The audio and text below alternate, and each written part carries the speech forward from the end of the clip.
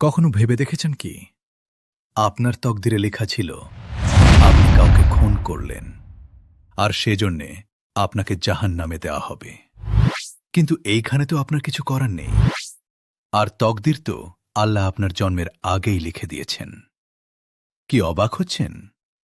যদি বিষয়টা এমনভাবে ব্যাখ্যা করা হয় তাহলে মনে হয় সত্যি তো তকদিরে ছিল তাই করেছি, আল্লাহ আবার আমাকে শাস্তি দিবেন কেন?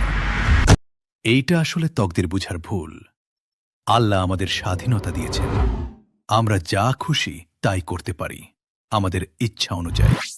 এখন নিশ্চয় চিন্তা হচ্ছে, তাহলে তকদির কি? তকদিরের বিশ্বাস না করলে তো ঈমানই থাকবে না। হ্যাঁ, এইটাও সত্য। আল্লাহ হল পরম জ্ঞানী, যিনি অতীত ভবিষ্যৎ সবই জানেন। আমরা আমাদের জীবনে কি কি করব তা আল্লাহ আগে থেকেই জানেন এবং লিখে রেখেছেন। আর এইটাই তকদির। বিষয়টা হচ্ছে, আমরা ভবিষ্যতে যা করব আল্লাহ তা আগে থেকেই জানেন এবং লিখে রেখেছেন।